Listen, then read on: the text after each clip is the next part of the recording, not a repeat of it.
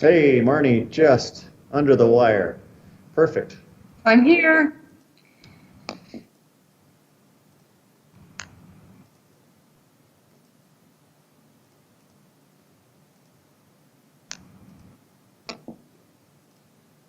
We're just waiting for the bat signal. We're live, Mr. Mayor. There it is. Okay. We will call the February 8th regular council meeting to order. And as always, we will go to our first agenda item, which is the agenda itself. Understand anybody had an opportunity to look at the agenda and approve? Also move it. For that. Thank you. Councillor Reid. All those in favor of that? That's good. Thank you. Agenda is approved. And the minutes. Do we have an opportunity to read through our minutes of our last meeting? I'll move to adopt the minutes of the last meeting. Thank you, Councillor Flowers. All those in favor of that motion, please indicate. Thank you. And we are cruising through to bylaws. And here we are with Bylaw 02-2021. And this is in regards to the borrowing bylaw for the new protective services building. Ms. Van Kijnpema is with us to go through first reading tonight. Good evening, Mayor Janung, members of council. Thank you very much for your time this evening. In January, you received a presentation by Mr. Barcy and Ms. Lowe in regards to the protective services building. And at that time, Ms. Lowe had said that we would be bringing the borrowing bylaw to council. So here we are for first reading this evening. We're looking for first reading on a $23 million borrowing for the protective services building. So what we do is we give it first reading, we advertise it, and then we would come back for second and third reading on the March 22nd meeting. And the other thing of note, and we do this all the time, every time we have a borrowing bylaw, is we don't pick the interest rate that it is today, because the interest rate for the loan won't be set until we take the money.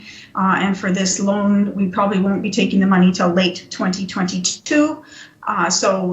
So that we have enough time, because who knows, my crystal balls aren't always exactly perfect, to know what the interest rate will be by the end of 2022. So we've put in the borrowing bylaw with a 4% interest rate, as well as for a 25-year term, which matches the length of term of the lease agreement that we will be entering into with the RCMP, as part of the debt will be repaid from those lease payments, some of it from off-site levies and the remainder from taxes.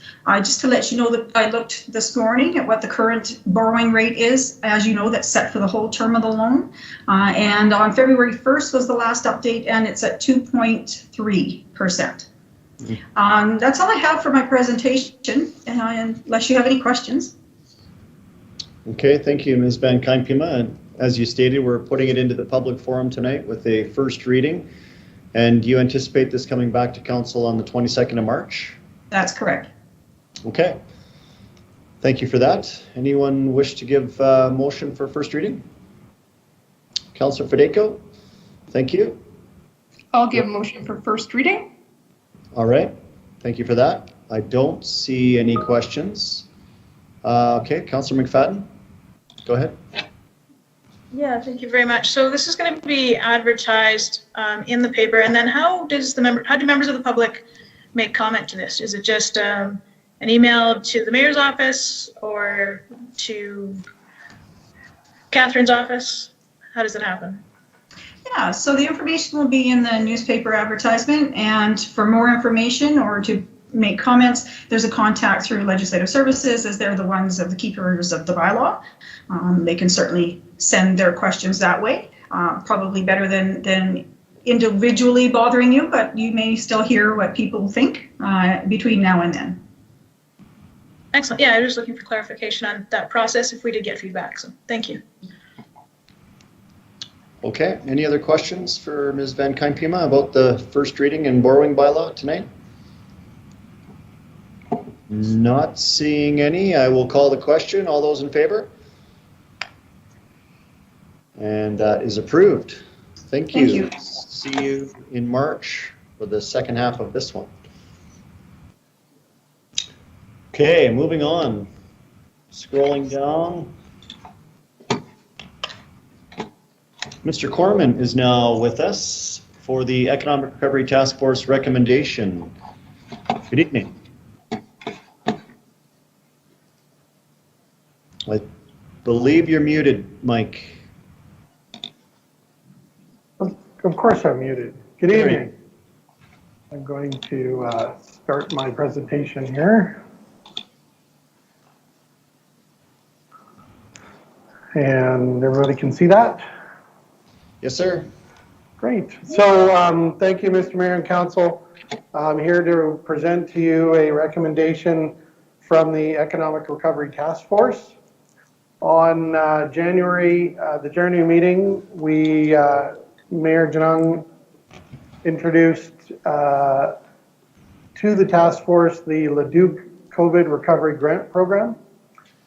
And this grant program is a partnership with Leduc and Wetaskiwin and the regional chamber up there.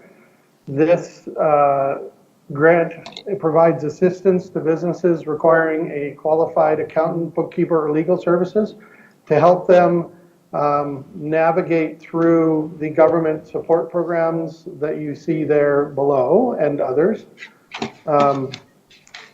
They help them understand the program. They help collect and the required information and complete documentation in accordance with the program guidelines. The administration of the grant is run by the regional chamber. The applications for both businesses and the accountants and bookkeepers and legal services are all managed by the regional chamber, and they both have to, the businesses both have to apply for the grant, as well as they want to make sure that the accountants and bookkeepers are, one, business licensed, and number two, able to fulfill the needs of the businesses with regards to the grants. The municipalities provide the funding, and it is up to $600 per business. And I believe Leduc had set aside $20,000 for this grant. I didn't find out how much Wetaskiwin had set aside, but I think it was similar in nature. So as far as the Economic Recovery Task Force is concerned, the chamber member liked the concept and will take it to their board for approval if council approves this recommendation tonight. We would then work with them to work out the program. Funding for this program will have to be investigated with the finance section, because right now we don't know where we would take the money to provide this grant. So it's very short and sweet, but today we're hoping that we're recommending option one, that council directs administration to create a COVID recovery grant program and bring it back to you again at another council meeting for consideration. You also have the option of obviously accepting the recommendation as information, and the task force may bring it back as a recommendation to council at a later date. But currently we are looking for option one as a recommendation. And that's all I have for information, as well as the information provided in the council report. And I'm happy to take questions on this recommendation. Okay, thank you, Mr. Corman. And if I may, before we get into council questions, just and Mr. Corman indicated in the presentation that I had raised this at the Economic Recovery Task Force level, and of course this is not my idea. It's something that came from a mid-sized cities meeting where we share information back and forth with one another from community to community and elected officials to elected officials. And as Mike has stated, that Leduc put this program in place I think about 2-3 weeks ago now.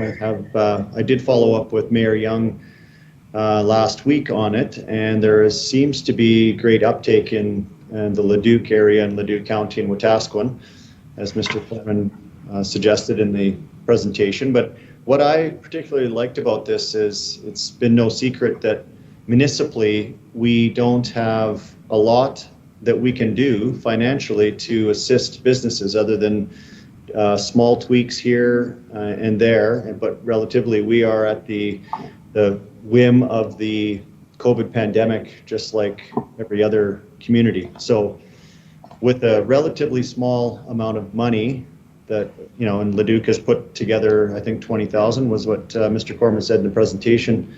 For roughly $20,000, could we potentially save a business, have them have access to these provincial and federal levels of financial assistance, and maybe create jobs or have a greater impact in our local economy than what we could if we just stood on our own. So thank you, Mr. Corman, for bringing this forward. And I see we have a few questions, so we'll get to that. Councillor Fedeko, you're up first. Thanks. Yeah, I just have a couple questions. I'm curious as to, I think you said that there was good, you know, a good amount of businesses kind of partaking in this initiative. I'm just curious. I don't know how many businesses. I certainly haven't heard any of around Cochrane that don't seem to know what is available to them as far as provincial or federal grants. I just kind of wonder if this money, if we're going to take $20,000 and kind of put it in an area to help our local business community, is this the best way or the best initiative that we should be using those funds for? Because obviously there have been businesses that honestly, they've had their best year in COVID. And there have been other businesses that are, you're right, Mayor, you know, they're about to close their doors. To kind of set aside money and a good chunk to be able to kind of help businesses, I don't know if this is necessarily the best way that I would go about doing that. I know that there are some other ideas talked about behind the scenes right now as to how we could possibly help, which I think are still coming forward. I'm just skeptical as whether or not we should be, this is where we should be planting all our eggs in a basket, I guess, is what I'm kind of saying. I just wonder if there's not some other ideas we could talk about before we kind of vote on this and kind of give it the push forward. But I will certainly wait to see what everybody else says around the table. I just don't know if hiring an accountant or bookkeepers to kind of tell them about grants that are already available that they've had the last year or so to investigate on their own. I'm not sure our business community hasn't already done that. So that's kind of where I'm sitting. All right, and just to be clear, we're not voting on, we're voting tonight to see if we want to have it brought back to vote on it at a future date. So I think that just to be clear on that, and if I can, Airdrie has since, I think, followed up with the program similar to this, as it states Leduc, and I believe Chestermere was also looking into doing a similar one. And when I followed up with Mayor Young last week, they had over, I think, 100 businesses that had applied for this already in Leduc, and that was just over the past month. Okay, who's next on the list here? Councillor Nagel. Yeah, I would just like to quickly say I definitely would support getting more information about this. I think anything we can do to help businesses would be super beneficial. And as you mentioned, Mr. Mayor, we're just talking about getting more information, so I'll be voting in favor of it. Okay, thank you. Councillor Flowers. Yes, a couple questions, Mr. Corman. Do you think that the chamber has the capacity to put together the staff that they need to implement this program? I did call up to Wetaskiwin. I did 105 applications there and 28 in the other community. Leduc. Leduc was 105 and one was 28. Anyways, it would be a considerable amount of work, and the businesses did seem to really use it and appreciate it. Through the chair to Councillor Flowers, I believe that the chamber is excited about this potential. If you don't know already, the chamber has actually hired a executive director that will be working on this. His name is Kelly Carson, and so I believe that they're excited about being a part of it. I don't think it's very tedious. It is an application form and a selection process for both the business as well as the bookkeepers and legal services. And so I don't believe that it will be too onerous on anyone to do so. Okay, thank you. I don't think 20,000 is going to be close to what's going to be needed if there's that kind of an uptake on the program. So I'm a little bit concerned about where that's going to come from. It would be a shame to have to stop it partway through and say no more. They've just closed it down up there, I guess, already. Thanks. Thank you. Yeah, thank you, Councillor Flowers. Councillor McFadden? Yeah, I was just kind of wanted to follow up, and maybe I missed it. So just to clarify, and Susan just did this, thank you, is the administration of the program is going to be through the chamber. The municipality would provide the funding for this to happen. Is it the concept at this point that it would be 20,000, or are we thinking of a slightly different number? And then do we have some preliminary ideas of where we would fund this out of? Kind of the first questions I have. Through the chair to Councillor McFadden, I believe that $20,000 was what Leduc put through. That would be, every business is allowed up to $600, so they serviced about 33 businesses with that, if they took the maximum amount. So that would be the initial. The task force, typically we were going to take funding from Economic Development's budget to initiate any task force projects. $20,000 would be about as much as the budget could potentially afford, but we would have to determine what project wouldn't be done this year because we have allocated all of our money to projects already. So we do have to look at what are the options, and I think it would be beneficial to hear about what council would like to see as far as funding goes as well, because I think, you know, if they would like to have more or less, then that would be up to them, up to you. So I guess my first thoughts on that, I mean, if 20,000 is the starting point, I'd certainly like to see this funded within the existing budget one way or the other. And if there has a huge uptake and it is adding value, then I think council could review it at that point, how to extend it. I certainly agree with Councillor Nagel. Any tools we can pull out of the toolbox to you know, lower the barriers and make life a little bit more possible and more successful for our businesses is something we need to look at. So I am, you know, in favor of having this brought forward again with a little bit more details that we could look at it. So I like the innovative ideas and trying to find, you know, instead of inventing the wheel, finding the best cases around the province. So I'm glad to hear this one, and it has my support. All right, thank you, Councillor McFadden. Councillor Reid.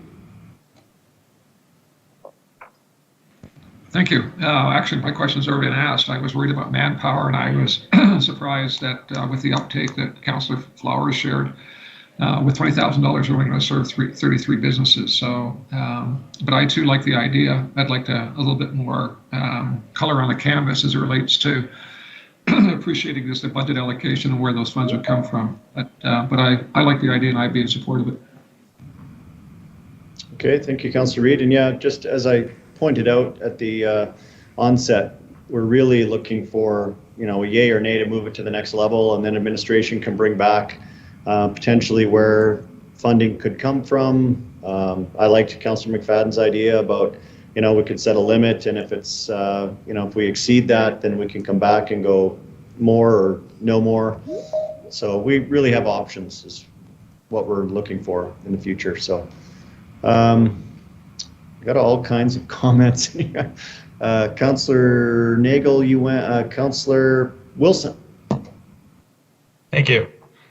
I think the mayor said it well already when it feels like there's so much I'd like to do for our local business community that's absolutely suffering right now, and it's so minimal what's at our discretion. But this feels like it might be one good avenue. I'm yay to hear more on it, and I was just going to add, well, thank you, Mr. Corman and the mayor and Councillor Fedeko and I believe McFadden that are on the economic task force for just bringing something forward just to you know, advance something so that we show that this is on their mind and we're doing something about it. I think when it does come back to us, I'd appreciate if we could get a member from the chamber, if that's possible, just to join us in the discussion. Might help me with administration questions and then some of the funding discussion we'll have, no doubt, as well. So just wanted to add that in there, and I'm in support as well. Thank you. Absolutely. Yep, for sure. Okay, good comments. Thank you, Councillor Wilson. I don't see any other questions or comments. I don't believe anybody's put a motion on the floor. Someone care to do that? I'd move option 1. Oh, sorry. Councillor Wilson, okay, that's good. Any debate or comment on that? We've kind of questioned and commented already, so I will call the question. All those in favor of the motion on the floor? That carries. Thank you, Mr. Corman. Thank you, Council. Okay, moving along. We continue to have guests admitted into our lobby. So in anticipation of our growth management presentation. So Mr. Weldon, I believe, is joining us now for our Calgary Metropolitan Region Growth Plan and Servicing Plan update. Mr. Weldon, you come from the moonscape of the lovely metropolis of Cochrane, I believe that's in the background. That is indeed. Yes, thank you, Mayor Janong and members of council. I'd like to actually introduce some of our guests here tonight. As council knows, we are members of the Calgary Metropolitan Regional Board and the Calgary Metropolitan Region. And tonight we have members of the CMRB administration as well as the consulting team to provide an update and overview of the growth plan and servicing plan for the CMR. So with us from the CMRB administration, we have Mr. Jordan Copping, who's the Chief Officer. We have Ms. Lisa Tippman, who's the Project Manager of Land Use. We have Ms. Jamie Graves, who is the Project Manager of Intermunicipal Servicing. And with the consulting team from HDR Calthorpe, we have Mr. Charlie Hales, who's the Senior Vice President and Director of Urban Planning. We have Mr. Stephen Power, who's the Project Manager for HDR Inc., and Mr. Jonathan Schmidt, who's a Senior Planner who is based out of the town of Okotoks. I do believe, and correct me if I'm wrong, Mr. Hales, you will be leading the presentation. So I will invite you to start your presentation. Thank you very much. I think I have unmuted myself, and let me see if I can get my presentation up, and I'll get started. Thank you. Good evening, CMRB team. Good to have you with us tonight. Thank you, Mayor. Thank you, Mayor. Can you hear me all right? You bet. Okay, thank you. We'll get going. We appreciate the council's time this evening to give you this briefing. I think, is Jordan going to get us started? Or am I going to just start the presentation? No, I can give a quick process. There you are. Okay, good. Thank you very much, Charlie. Your worship, is it okay if I just kick it off with a bit of a process primer? Yes, please. Go ahead, Mr. Copping. Thank you very much.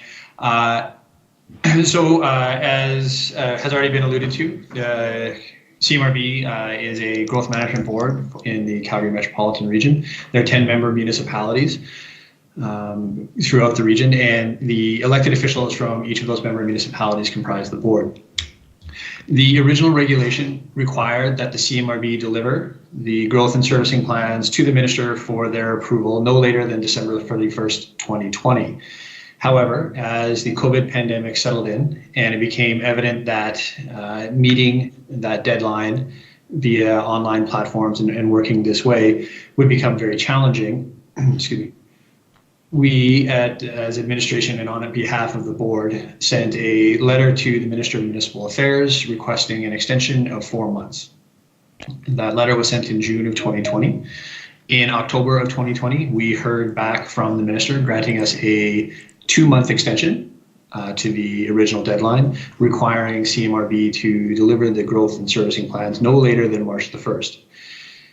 As we continue to work through October and into the new year, we made great advances on the land use policies. However, as we were working through January 2020, it became evident that the deadline was not going to be able to be met with a plan that served best the interests of the residents of the Calgary Metropolitan region. So at the January 29th meeting of the board passed a resolution doing three things. One, confirming that the board would like to request an extension. Two, that staff prepare a extension work plan for review and approval by the board. And three, that staff prepare a letter requesting an extension no later than June the 1st to the Minister of Municipal Affairs. That was going to be voted on via email and was circulated to board members earlier this evening.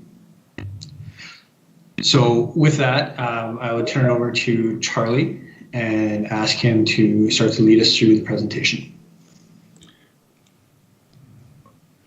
Okay, oh, there's Peter. So actually, I'm going to hand it over to him. Peter Calthorpe, our leader for this project, is here. So Peter, we're just at the point of beginning the presentation. I can run off my computer, or you can run off yours, whichever you would prefer for the beginning of it.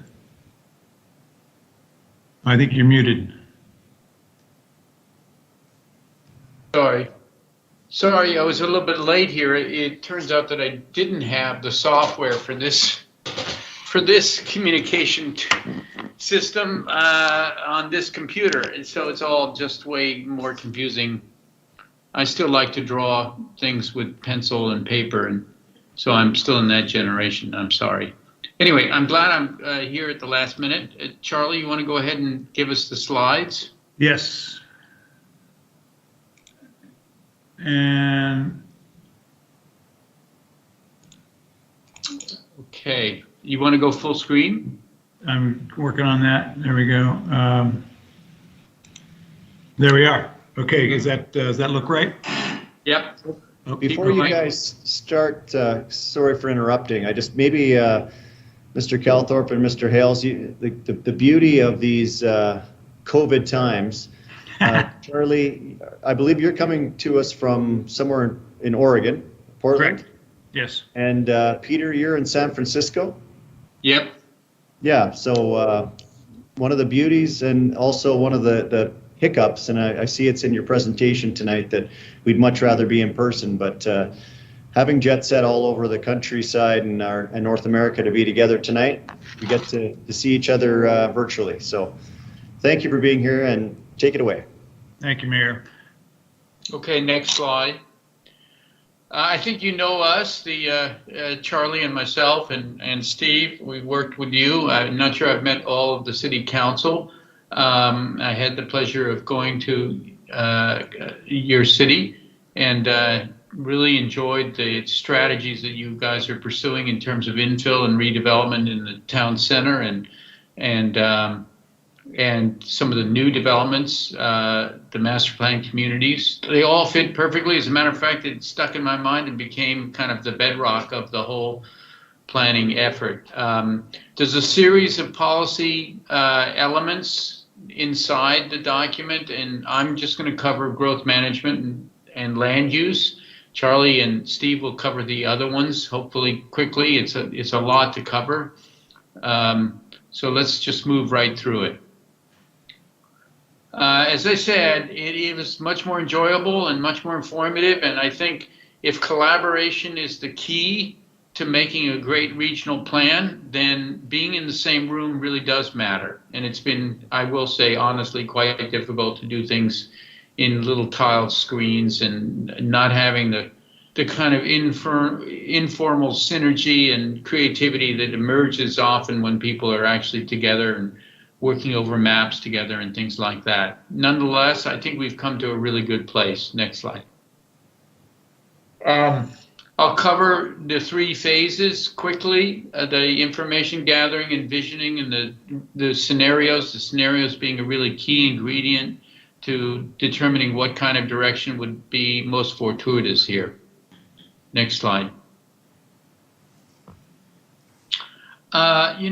It is about collaboration. A lot of the jurisdictions, everybody's struggling with what some people feel is a loss of autonomy, but a region is a place that functions as a whole, as well as each place functioning as its unique ingredient, and it functions better when it's coordinated at the large scale. In the end, you're a region that's competing globally, and so how well you organize growth and how attractive it is as a place for people to come. The next generation is key to the next generation's economy, and also it's a key to how you can make things more efficient in terms of taxpayer dollars, and also more efficient in terms of environmental impacts. But I think at the heart of it, it's all about building better communities. The reality, of course, is that involves a lot of different kinds of communities. There's no one size fits all. As an urban designer, I don't believe in that. Next slide.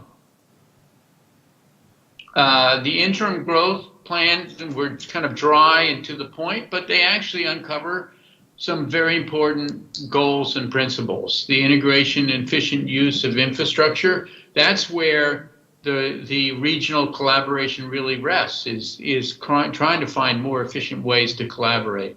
Water and water conservation is key to your region, and finding growth patterns that respect and enhance those outcomes is really important. And sustainable communities. I think that one thing I did witness in the times that I was able to be there is how there already is a lot of best practice at work in your region in terms of sustainable communities, in terms of mixed use and walkable places. Next slide. A lot of data went into the computer, a lot of information. We are able to digest in 2 dimensions with data layers, one on top of the other. One thing we did note is, of course, that the area structure plans more than accommodate all the next million people and all the jobs that come with them. And so the real goal of a regional plan is to focus where development should happen, where it's most efficient, and what type of development should go there. How dense, how much mixed use versus single use, and how much infrastructure it's going to take. So right now there's a relatively spread out quality to the entitlements, and the regional plan is going to try to find some way of focusing that in a very efficient manner. Next slide.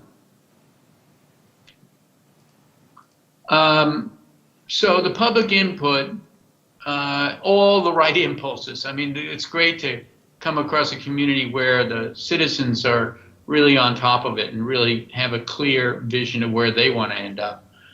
They want to decrease sprawl. They want more density because it's more efficient in terms of the environment, but it's also more efficient in terms of shaping communities that are truly livable.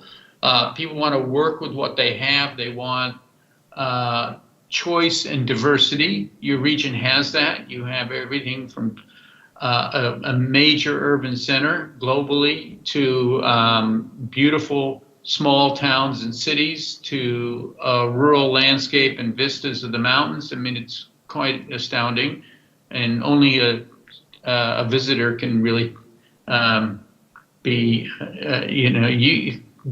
it's always dangerous to get used to the beauty that you have, quite frankly. Transit, you've made lots of investment in transit, and that's a very progressive approach to growth.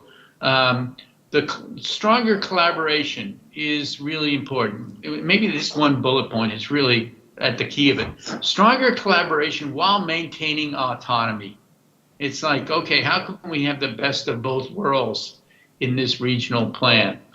The environmental implications, and of course, some certainty, some picture of the future that developers and infrastructure can be shaped around more efficiently. Next slide.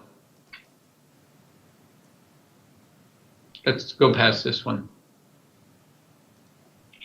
What we discovered, of course, is what you knew, which is that each city is growing in really healthy ways within its boundaries. A city-centered growth where cities like yours are attending to infill and redevelopment at the core, and also using really the best kinds of master plan community development patterns, is a really powerful foundation. And it's one that's going to accommodate the vast majority of the new growth. And so a lot of the other stuff is kind of built on top of this really powerful core of city-centered growth. Next slide. We discovered early on that there were primary growth areas, and certainly the area up towards Airdrie, out towards Chestermere in the south of Calgary. These are where growth patterns are accelerating, as well as, of course, within the cities themselves. Next slide. The model, which gave us urban footprint, the scenario analysis, is very sophisticated. And it's a really great tool to really understanding the trade-offs and the potential benefits of certain development patterns. So it has this huge database, which we built up for your region. We built scenarios and tested them, and then we did a synthesis scenario that came out of that. But at the heart of it was this really powerful ability to identify all the impacts of these different development patterns across everything: economic, social, and environmental outcomes all were put on the table. Next slide. And you know, some of you that participated, that this model is built out of place types. It's not standard land use zoning where individual land uses are separated. It actually looks at planning and community building in a holistic way. So it's blending a variety of buildings and street types and amenities that then either shape complete communities or tend to be isolated elements, sometimes called suburban sprawl. Next slide. And we studied what is happening in your community and the range of development types, all the way from rural residential, which does satisfy the market for people who want to live close to the land and have animals, and it's an important ingredient in the mix of possibilities. Next slide. To standard suburban development, subdivisions that don't really have mixed use or mixed housing types, which is a declining market segment, and is certainly not one that most of the cities in your region are pursuing. Next slide. To master plan communities, which you guys really are doing a great job with. I got to go and look at lots of projects that combine different housing opportunities for different age groups and different income groups, with parks and schools and local shops in a way that made a real complete community. And this is maybe the biggest building block we have for the region. And there seems to be a lot of consensus around it. And I know, particularly in your town, that you've executed some really great ones. Next slide. A denser version of that, where there's urban centers or TODs, are also worthy. And so that level of density as an alternative, especially within the city of Calgary, which will have a lot of growth, is an important ingredient to the overall outcomes of what happens in the region and what impacts it has. Next slide. Of course, there's industrial areas that have to be built and need to be part of the regional economy. And this plan, quite frankly, focuses more on how the housing is built, where it's built, and what density and what mix, and tries to be as opportunistic and open to employment centers as possible. And certainly there's a lot of it already in the ASPs that exist, so there's no problem making sure that this kind of thing is going to be there to receive the job growth that you need. Next slide. Office parks are a little more complex. They're the perfect thing to happen at that kind of dense employment. Is perfect for TODs and transit, for city centers, like in your downtown, for the center of mixed-use master plan communities. And so sometimes you have to wonder whether it's wise to squander it in standalone office parks. Next slide.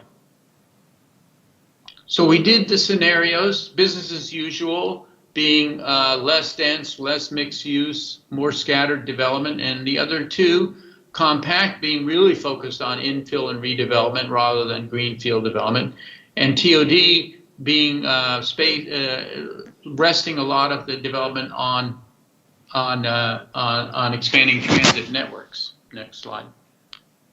We created a synthesis from that, which ended up having pretty much the same positive attributes of compact and TOD, without having to say exactly where and how new transit lines would be created. It's built out of city-centered growth and these joint planning areas that are where growth seems to be going in an intense way. Next slide.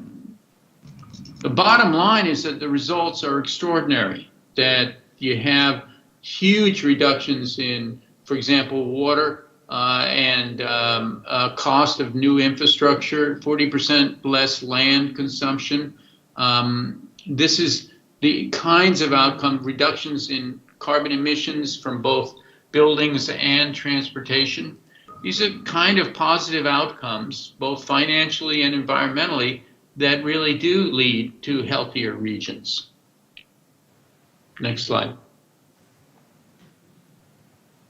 We were asked to compare these place types that are really kind of in the foundation and a unique aspect of this regional plan. I don't think there is another regional plan that's used place types as a way of shaping the kind of development. Typically what you get in regional plans are urban growth boundaries, green belts, and some vague statements about development types. Here we're using the computer modeling types as goals for new development on greenfield areas. So the mixed-use center way outperforms the subdivision on every metric. The master plan communities a little less so, but still very significant savings over standard. So we really have found some consensus on the idea that not only should we delineate where growth is happening in terms of the regional structure, but also what kind of growth goes there. Next slide. So putting all that together into I'm starting to be living in the dark here. It's a little strange, sorry. Let me get the light on.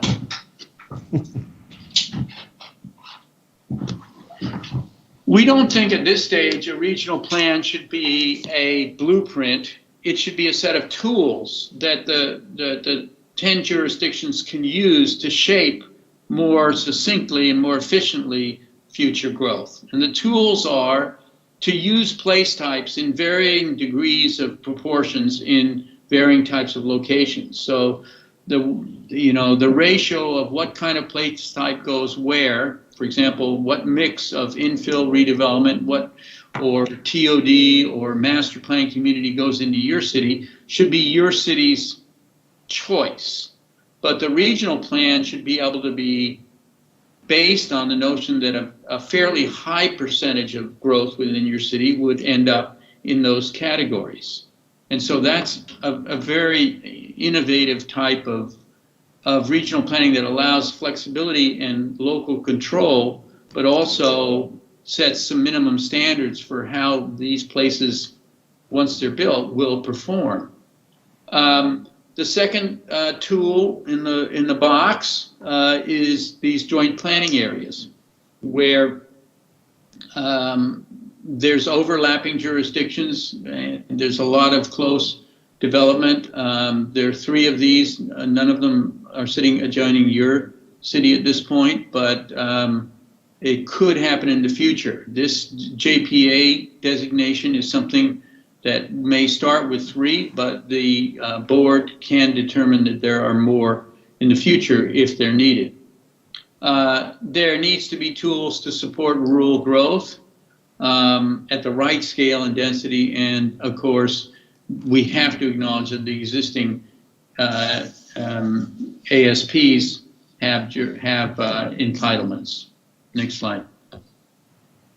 So, how does this region shape itself? First, within city boundaries, with excellent growth types, with as much walkability and transit as possible, with as many complete communities as possible. That's what makes a community desirable and a region successful. The next layer are these joint planning areas where subsets of the 10 jurisdictions can collaborate to shape development in areas that have impacts on all of them. Next one. And then finally, hamlets. The idea that there is a kind of rural standalone community that isn't a subdivision floating out in the middle of nowhere, but actually is a complete community, but of a lower density character and scale. So it kind of paints a picture of a region starting with downtown Calgary, very urban, to Calgary's suburbs and TODs, to independent cities like yours and towns that have unique characters, each and every one, to rural hamlets that are places with people who want to live closer to the land, but still in a complete community, a village, if you would, could be. And so that range of development types are really what the regional plan shapes itself around. Next slide. The preferred place types I've already talked about. The good news is you're already very good at producing these things, and your development community is well aware that they are the most attractive way of delivering communities and housing and services within your region. So this is a big, huge advance. Next slide. This gets to the heart of the numbers and all the, sooner or later policies have to actually become somewhat specific. What this is showing is that towns and cities get to grow within their boundaries, within the urban municipal boundaries, and in JPAs. JPAs and hamlets, new ones can be created as needed by the consensus of the board. So in your area, the standards in this plan are fairly straightforward, that there's a mix of preferred place types that will total 75% of your new growth. It's a good target. It's a serious target. It just means that no more than 25% will be kind of ad hoc subdivisions, and the rest of it will be interconnected places where people and services and parks and schools and a variety of housing types and jobs all can mix together. That's the primary standard that would be applied here. Out in the region, in the area around you, in the county around you, would be hamlets and rural and country cluster. They're both controversial. There's a lot of debate for both. Sorry about my dogs. They do this every time I get going.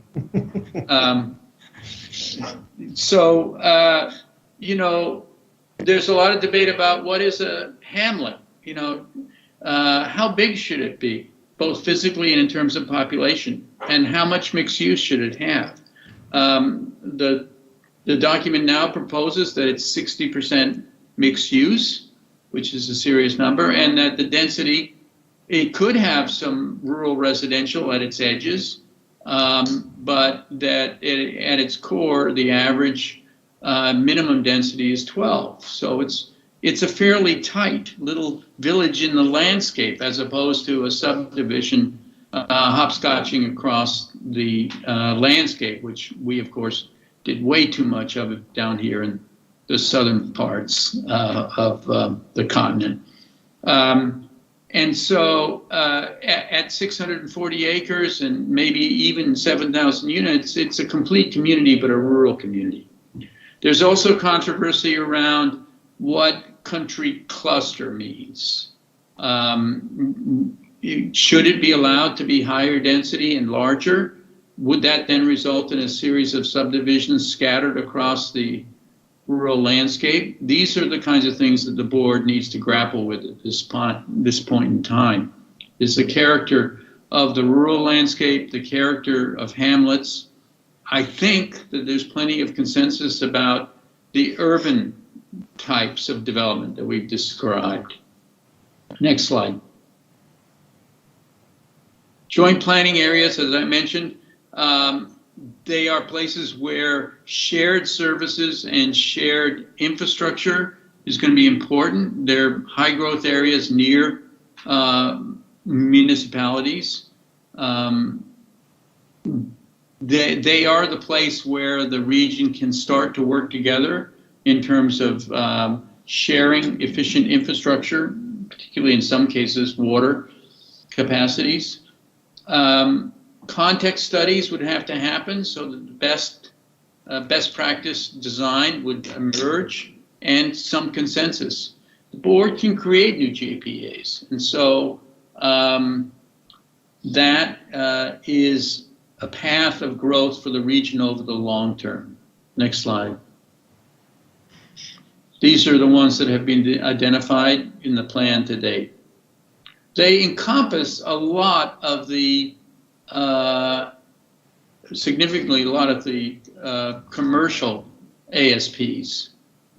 So what it's really saying is in these areas where there's already a lot of growth planned, let's have a second look and coordinate the infrastructure and the shared impacts as best we can. Next slide.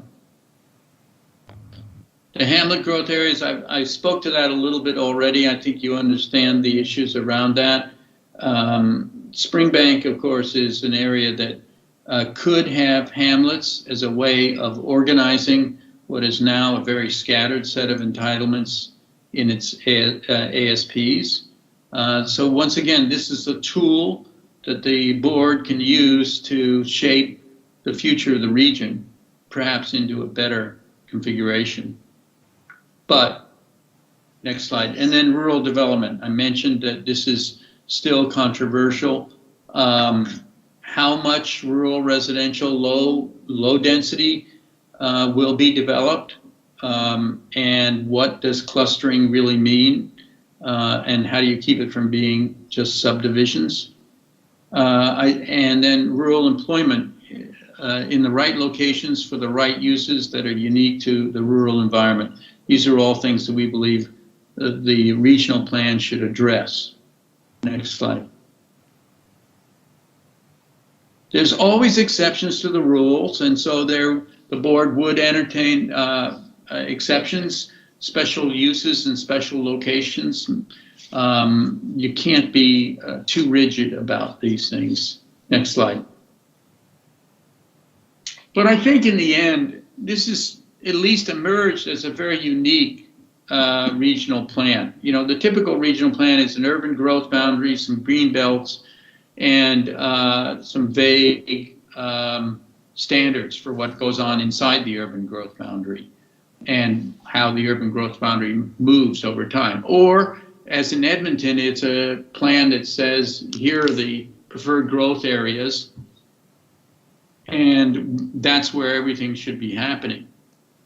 This is a more complex plan where we're saying there's these different tiers of development places and types, and they are more diverse, but they need to be shaped very carefully. And the whole thing depends on collaboration and cooperation between the jurisdictions, which of course is one of the most challenging things of all. So that's pretty much covers the land use component of this. Maybe questions and discussion before we move on to the other components. Yeah, thank you, Mr. Calthorpe. We'll open it up, council, to questions on this. As Peter has suggested, a lot to digest there. This is really just a snapshot into the last 3 years of my life, and for those couple of you that have been in some of those workshops, etc., will find some of the language, familiar. And it's nice that we're getting to a place where we can start to talk about exactly what we've been discussing for the last 3 years and how it will bump up against the current or the status quo, as Peter has suggested, as we looked at early on. So let's open it up to Councillor Flowers. I think you're first. Okay, thank you. I was just curious about the hamlets. How can they be a complete community if they don't have everything they need? Is it just because they're closer to a bigger center? Well, the goal of a good hamlet is to have schools and parks and a little main street, a little, local set of destinations. Nowhere in the region is completely autonomous. I mean, people travel from one part of the region to the other for lots of different unique reasons. So I think complete can't be taken too literally. They're not standalone, certainly. And they're not meant to be a large component of the growth pattern, But is that a better pattern than, say, rural residential across the landscape?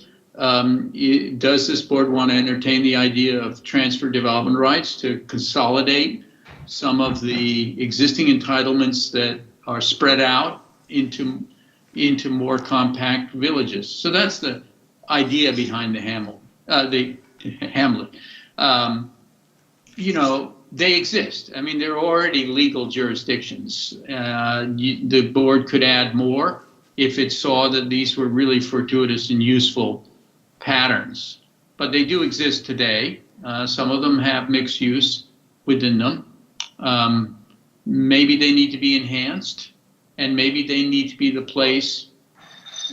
Quite frankly, the rural landscape and the counties want places to grow. And it seems to me that this kind of growth could be shaped into a positive outcome rather than just a more random outcome that I honestly believe some of the ASPs represent today. As a matter of fact, to be totally frank, you have Rocky View coming in with Stillwater saying, well, we have to redesign all these ASPs because they don't really work right now in the marketplace or in terms of infrastructure efficiency. Well, if they're going to redesign it, what should it be? Because don't hamlets each have their own council or their own municipality? No. They're still part of the counties. Okay. Thank you. A good example, Councillor Flowers, would be Bragg Creek. It's already identified as a hamlet in the growth plan to date. There is a bit of a main street there. It's mixed use. I think that's kind of the trend or the direction that the board is hoping that hamlet growth areas take. But they're under the jurisdiction of the county of Rocky View at this time. Or Langdon, there's another one.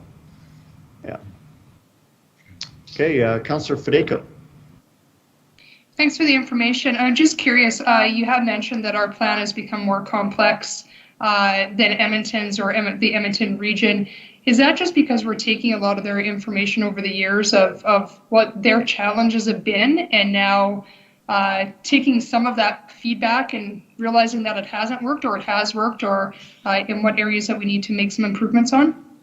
No, it's more that this is the plan that emerged from the process and really studying what's going on here. I mean, I'm not being gratuitous at all when I say I've been very impressed with the efforts at urban infill, both at the center of your town, the center of Calgary. Everybody realizes that reinforcing the center of the community is really important, and you've got a beautiful plan to accomplish that. Simultaneously, this region, the development community, the market, everybody is comfortable with master plan communities. As a matter of fact, anything less than that seems to be substandard, which I can't say for other regions. So the idea that those two things would become kind of foundational building blocks produces a different kind of regional plan than you get in other places where those two things are not that normative. I've been doing this a long time, and so is my partner Charlie here, and there used to be a huge step forward to get people to even think about these mixed-use places, then think about infill and redevelopment as a really healthy trend. And here you guys are, you already have it going. So Yeah. why not build a regional plan around what's happening here? The best of what's happening here is what I should say.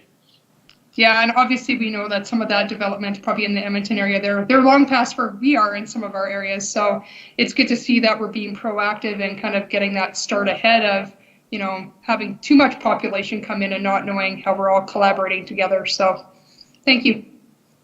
Well, the irony of of Calgary is that it's a place without crisis right now.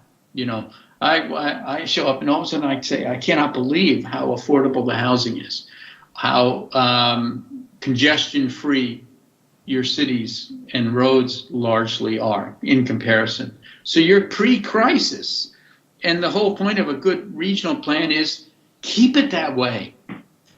You know, don't make the same mistakes that all these other regions have made and ended up in gridlock and terrible air quality and no affordable housing. Don't go there. Good goals. Councillor McFadden.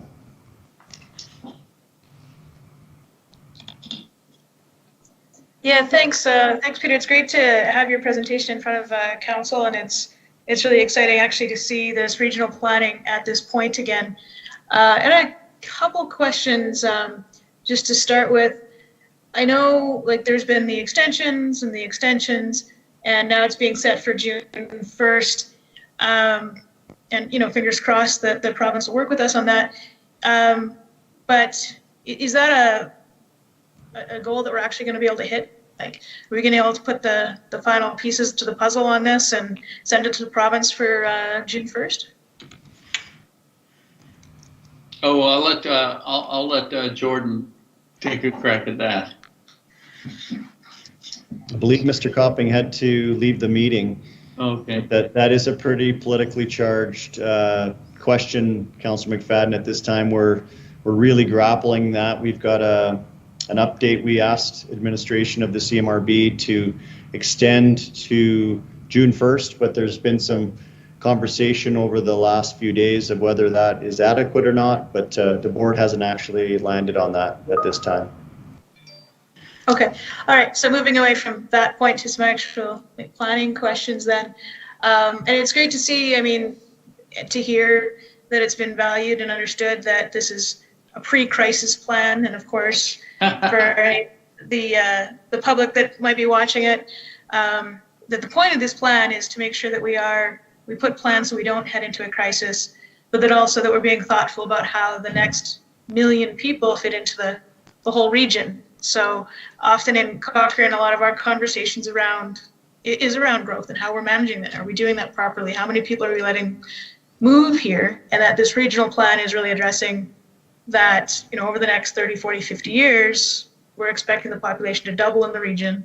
And how do we plan that within the context of, you know, keeping our communities within the environmental constraints of water, and how to do it in an affordable way and a smart way with our infrastructure. So I like regional planning. So I just want to say that to kind of provide the context for any of our residents that are watching. One of the conflicts, the concerns that we hear and that I would like you to speak to, and you raised it early in your comments, was that regional planning is really about the best of both worlds. It's collaboration while maintaining independence. It's about making sure that we're working together as a region to compete not with each other, but internationally, and the values of that. But and that's always been the challenge that I hear, is that this is a loss of independence. It's sometimes that gets ratcheted up to some really interesting conspiracy theories. But can you speak to that and clarify that? How do we do that? How do we do this collaboration while maintaining our independence? Can you elaborate on that a little bit more for us? Yes, I think you have to see this set of policies as a toolbox to begin working together using, as opposed to a blueprint of this is the way it shall be and this is a regional entity that's dictating the outcome. So each jurisdiction, yours, still plans its own growth, but there's some targets for how much mixed-use communities you do, as opposed to more standalone development. So it's really just reinforcing the development trends that you're already engaged in. So to that degree, local jurisdictions are really quite, have as much flexibility as always, maybe challenged to do even better. Maybe there'll be a virtuous set of competitions going on between some of the cities. But there's, the regional plan doesn't come inside the city boundary and say, this is where the roads go, or this is where the housing should sit, or how it should sit. It really just says, here's a target. 75% of your growth should be mixed-use environments where people are comfortable walking down the street to a local destination. It's a pretty simple formula. And of course, in that 75% would be heavily counted the infill and redevelopment of your downtown. So that's the freedom, but the overlap comes particularly in joint planning areas where the potential for a transit line or the potential for shared services is really great and or needed. In the south, in foothills, there's need for a new water supply line. Well, when you put in a water supply line, boy, do you get a lot of choices about how the development is shaped around that capacity. Better that that be done in joint through collaboration.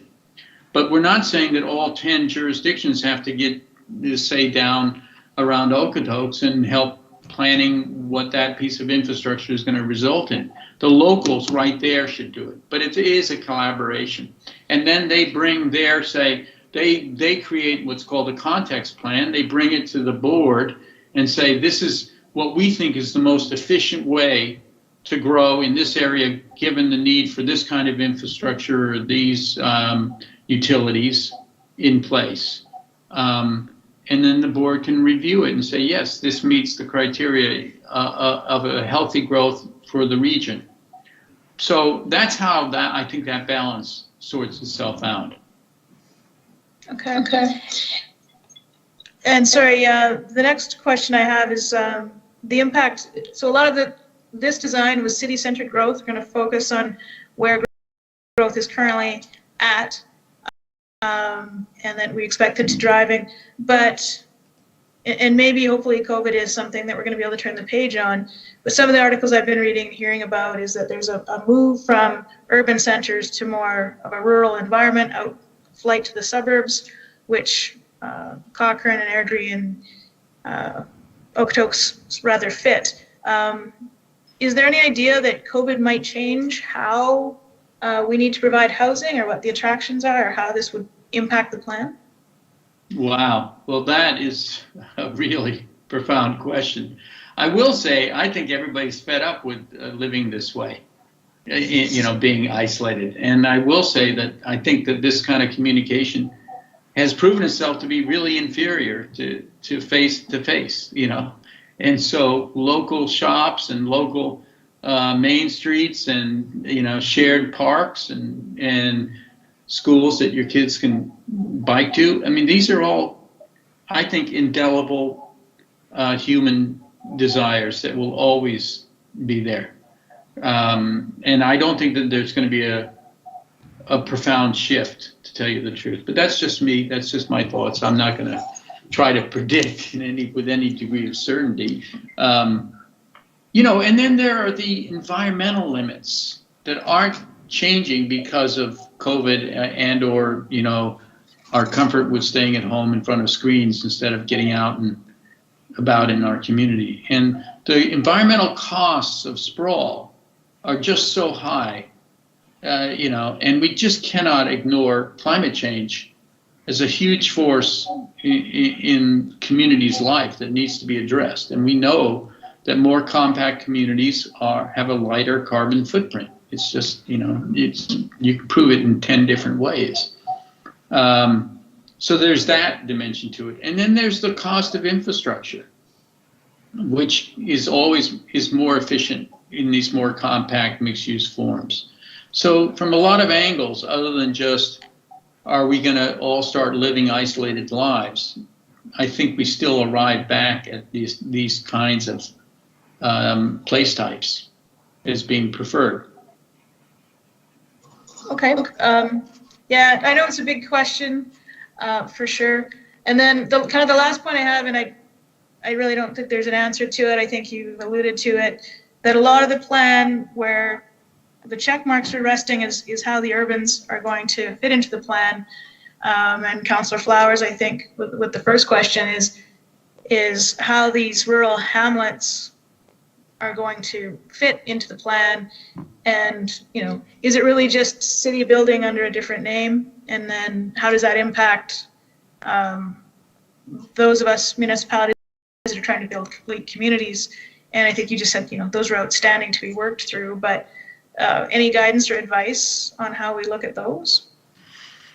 Well, I think the biggest challenge in this region, I'll be frank, is the interface between the rural and the urban environment. I think that the cities are doing a damn good job of creating great urban fabric.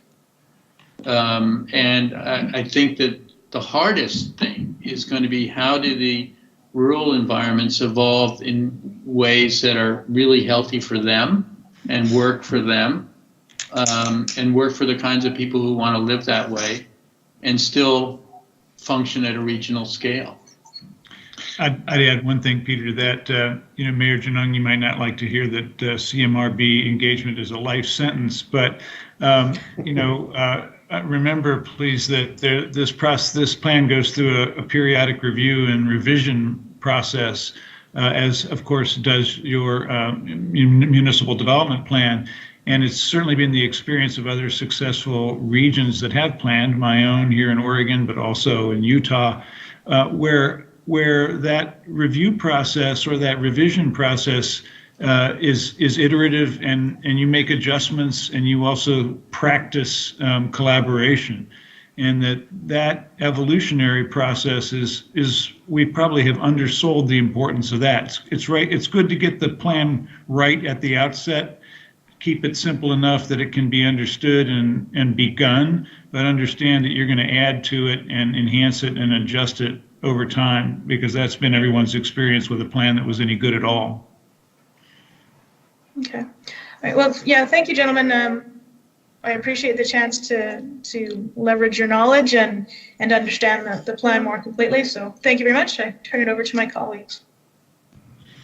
Yeah, thank you, Councillor McFadden. I think if I can just add a little bit, that the one thing that I've appreciated about where we're getting to in this plan, and again, we still have some I's to dot and some T's to cross, and they're fairly significant, and that's really right in the crux of it, of what Mr. Calthorpe just mentioned, was the rural interface. And I couldn't help but smile that the way that comes across, so politically correct, but it has so many connotations and discussions while we're around the board table. And it's really been the difficult part of this plan. But what I've come to appreciate about it is the flexibility. So inside COVID, outside of COVID, shifting, changing, and the iterative process that Mr. Hales just mentioned is really what I think is the strength of this plan, that it's not cementing anyone into one thing or walking down a tunnel that we're on forever. We can adjust and morph as we go. And the place types and the flexibility that I believe is built within the plan so far, I think allows for success in all of the regions, or all of the municipalities. And one of the things that has really been difficult, and I think we're still working through, is that practice of collaboration with our rural neighbors. And they've come to the table really feeling like they're the most affected by this. And we keep continuing to talk about how us as urbans are affected as well. But it's really, we're not out to get anyone. It's how we can best work together to prosper together forever. And I think that is really the outcome, but we're still trying to overcome that. Maybe mistrust is one way of saying it. in the process.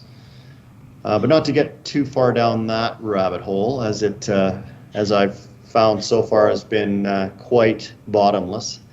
And a life sentence. Thank you, Mr. Hales, for that.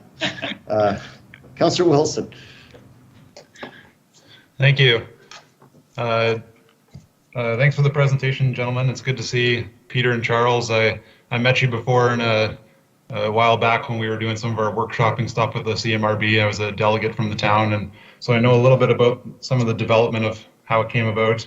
I know when we first got together, I don't know if you'd remember, but Cochrane brought a Cochrane visioning plan that we'd all got together and assembled to the table, and I was thrilled to see how well it aligned with a lot of the policies that ended up being the group decision that came out of the CMRB sessions, including things that you're talking about, like keeping Cochrane independent and having a rural zone around us, so that we remain a small town away from, I think you called it creeping or floating subdivisions in the rural landscape. So it was all stuff that I really appreciated.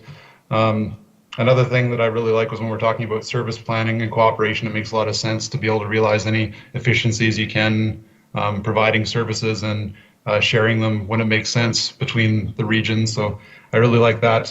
My question, we had a delegation come to town council, I think it was last meeting or maybe 2 meetings ago, and it was some of the normal criticisms you hear about this sort of thing, or central planning bureau, loss of autonomy and decision making in the local landscape, all things that I think are they're trade-offs in a way, and I don't necessarily share the views, but the one that I didn't, that I thought deserved at least clarity that the resident was asking about was non-residential development being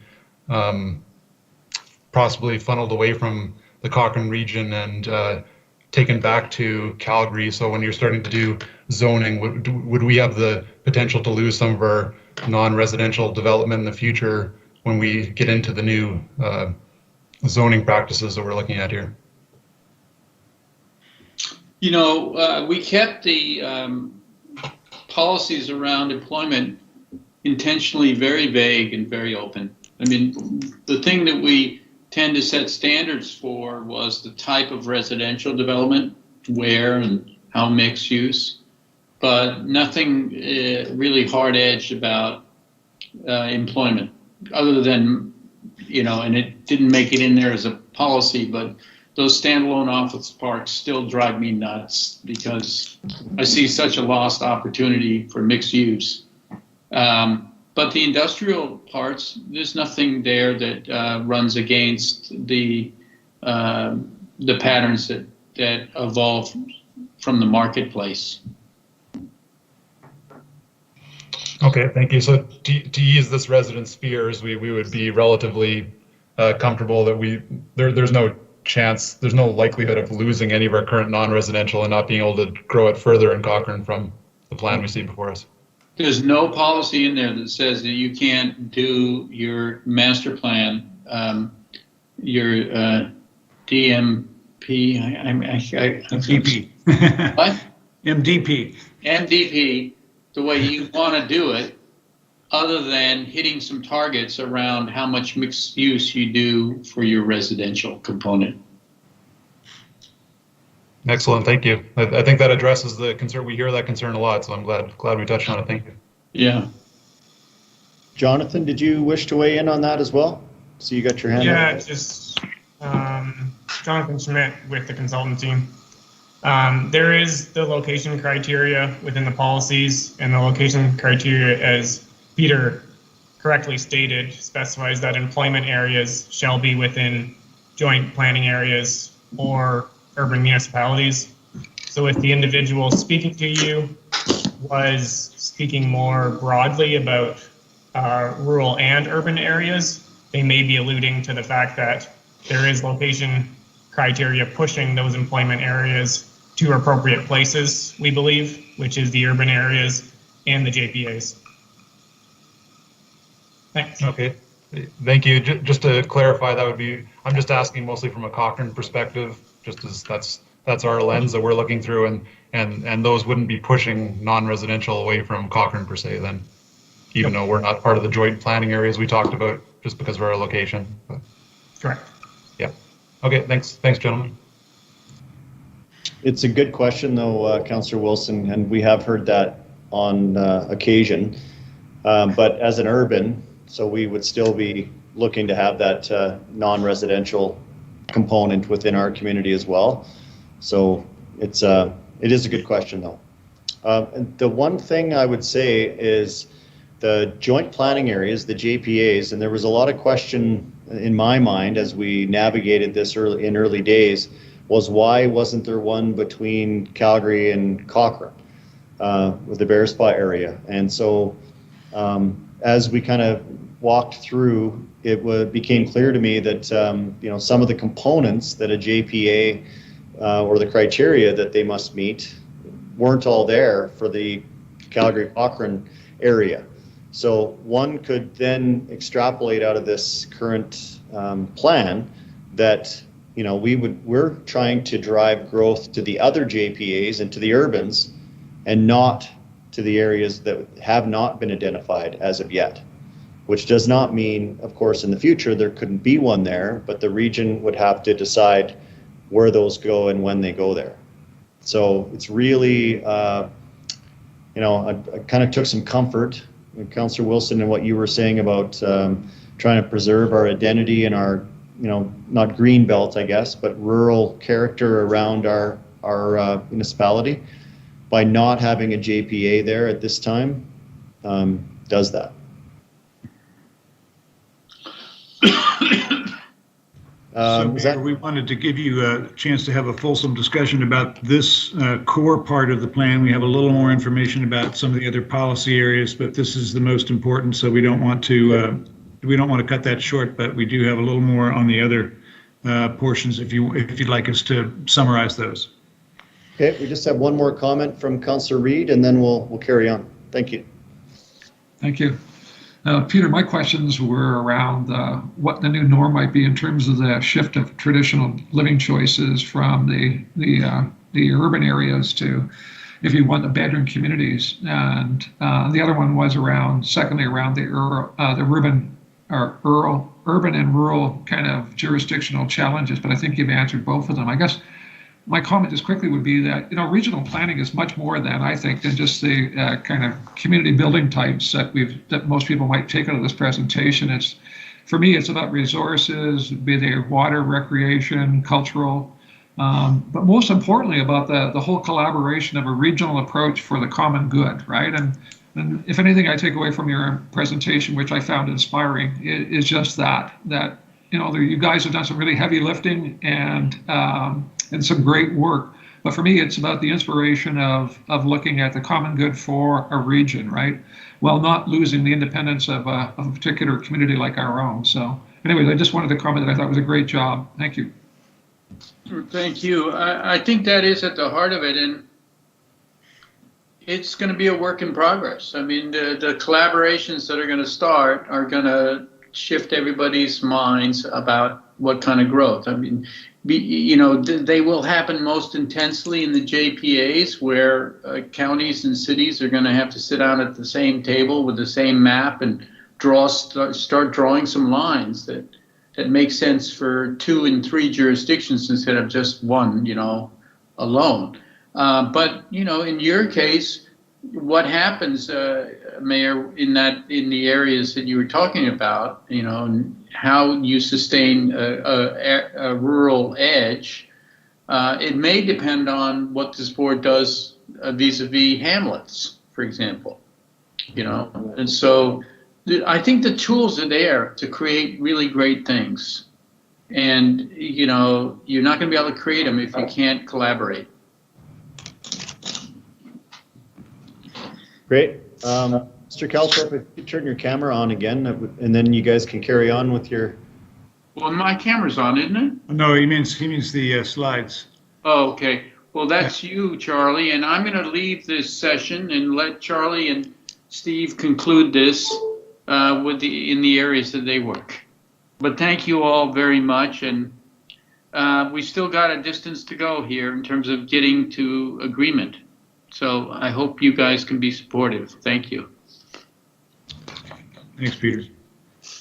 So, Mayor, we'll go quickly through just a tour, if you will, through the other policy areas that have been developed. They really orbit around this core question that you've just spent your discussion on with Peter about where does growth go, in what intensity, where does it not go, and what's its format. So that's really the heart of this regional plan, but there are some other policies that support it.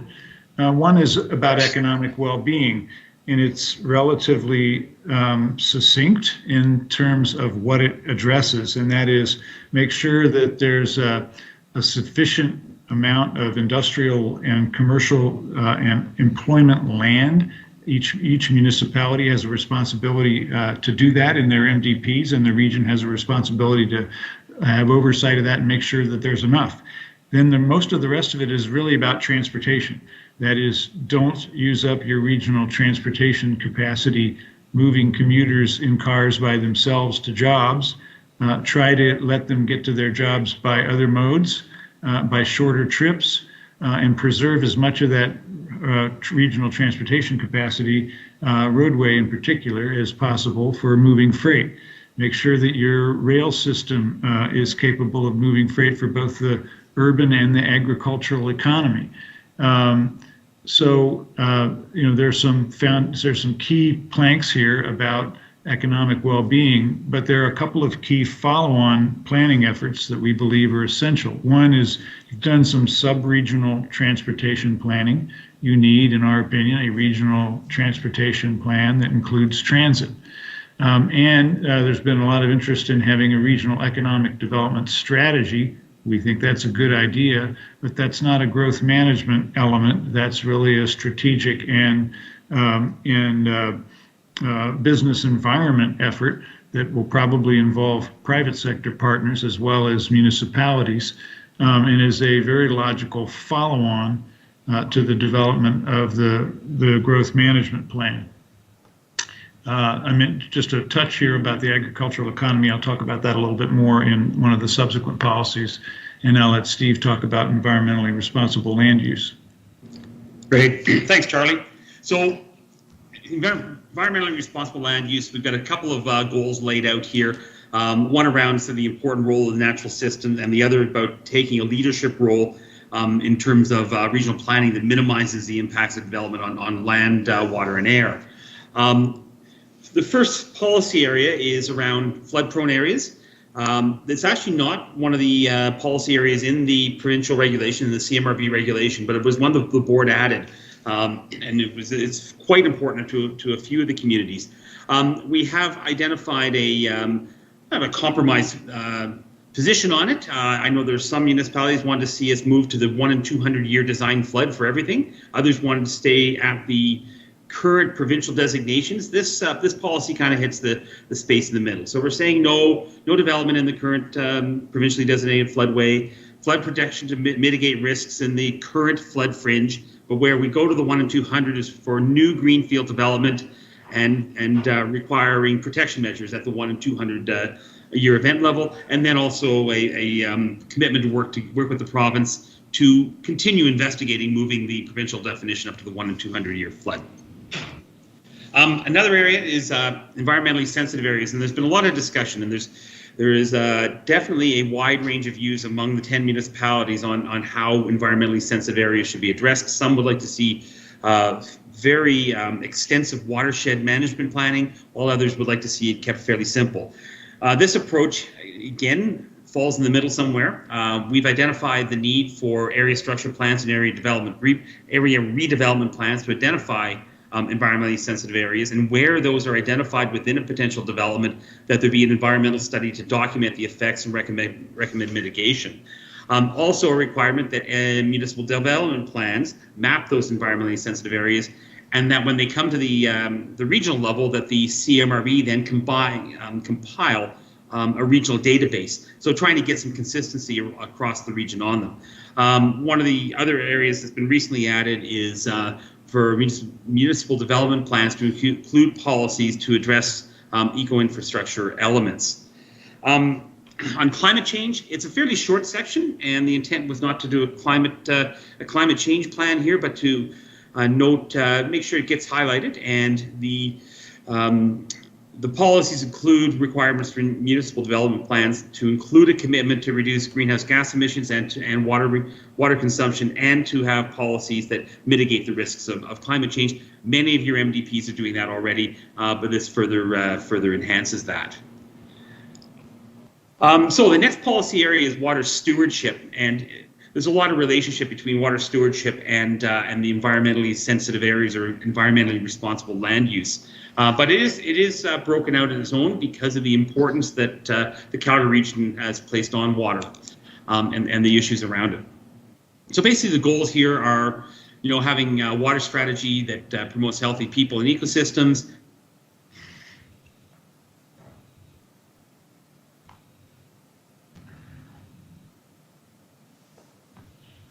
Looks like we lost Stephen. Did we lose Steve, or okay? So I'll. Looks like I'm back. Yep. Okay, there we go. Not sure where I went. All right. So in terms of maybe the next slide there, Charlie. So the water stewardship, as I said, is closely related to the servicing plan. We have included policies around advocating for headwater protection and ongoing assessment of upstream reservoirs. We have emphasized the need for regional leadership in stormwater and noting impacts to regional infrastructure systems. On the water efficiency side, initiatives to improve the use and the sharing of water, and collaboration and governance. And again, this is an area where not everybody completely agrees on the level of collaboration and governance that should be in the plan, but we do think that there is a need to continue to investigate both collaboration and governance at the regional and sub-regional levels, because a lot of the solutions may not be region-wide. They may actually be more sub-regional in nature. So the next policy area then is shared services optimization, and as the title implies, this has a much stronger relationship to the servicing plan than any other area. And I should point out the servicing plan is probably a more practical document than the growth plan. The growth plan is intended to be a little more aspirational, whereas the servicing plan is a little more of a nuts and bolts plan. But the goals around servicing are, for a borderless delivery of essential services, and in this comment around fair benefit or cost benefit model, the idea there that we should at least be looking at opportunities to share costs and share benefits where that may be appropriate. It doesn't mean that there's going to be some grand plan, and as Edmonton's doing right now, they're doing a massive initiative around shared cost and benefit, but we think that can be a little more simple in the through joint planning and that sort of thing. And then finally, the delivery of sustainable and efficient services through optimization. So the policy areas on this one, again, strong connection to the servicing plan. The details are in the servicing plan, but we've attacked three areas in terms of policy, one being transportation corridors. A lot of the policies are similar to what is in the current interim growth plan, around optimizing the proximity to regional corridors. So really just taking advantage of those regional corridors, whether they're trade corridors, commuter corridors, transit corridors, wherever the case may be, but taking advantage of them while at the same time minimizing impacts to them. Also having some language around transit-oriented development and supporting transit service through infrastructure in those areas, and coordination of regional active transportation with recreation corridors, because the two have a strong relationship to one another. On the recreation side, there was some policy developed some time ago by the board and has been approved, so that has been moved into the recreation policy component. And also we have some policy on energy and utility corridors, which are lifted straight out of the interim growth plan. There are other policy areas that aren't going to be included in this growth plan, like regional policing, that there's a separate initiative on that will ramp up again as the growth and servicing plan starts to fade off a little bit. And with that, I'll pass it back to Charlie to just wrap this up. Thanks. The final area of policy we just wanted to touch on is this area about celebrating urban and rural differences. Of course, you are an urban and rural region. You have 7,000 square kilometers of agriculture land in the CMR. And you have obviously vibrant cities and planning for another 1 million people. But the ag economy still matters, and it's still relevant, and it's important to people. And so the policies are really stress one, supporting the growth and continuation of the ag economy, looking for ways to connect urban residents to food that's produced in the region, providing the infrastructure that's needed to support the continued viability of agriculture, and then back on the land use side a bit, paying attention to mitigating impact on farmland, particularly fragmentation. Again, most of the real regulatory portions of the plan that deal with ag land are in the growth management and efficient use of land area that we discussed at the outset. But there are some policy planks here as well that attempt to maintain the agricultural character and integrity of the region and continue that as an important part of the local economy. Let me get to my screen to stop doing what it's doing. Thank you. There we go. Sorry, let me get to my...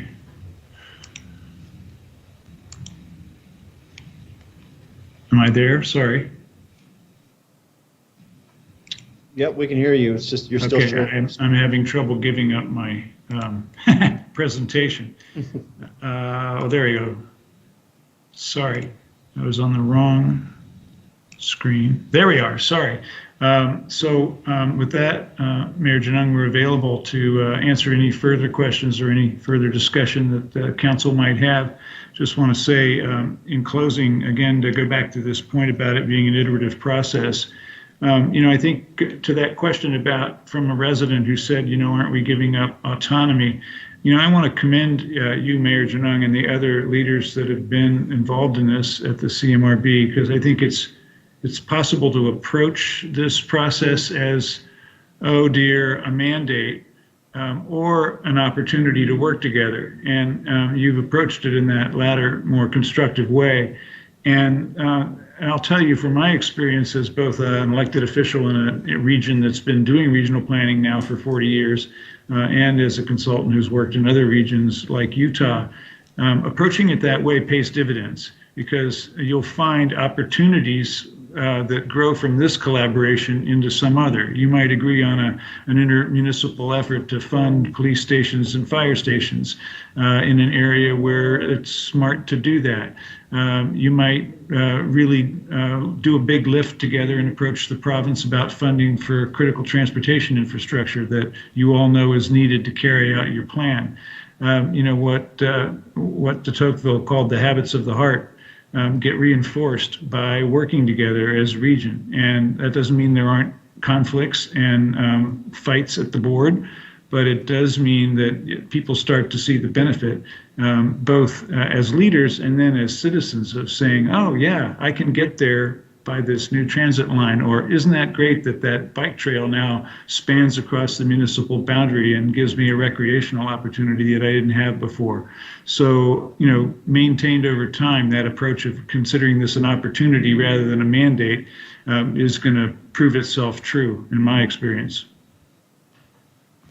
Yeah, thank you, Mr. Hill. So I think that last comment is very much appreciated, at least it is by me. And the approach that we're trying to take, or at least most of us are trying to take, is that collaborative one. And I would just say maybe at this point that I've appreciated the diversity of your team, Mr. Power and the local, planning initiatives that he brings.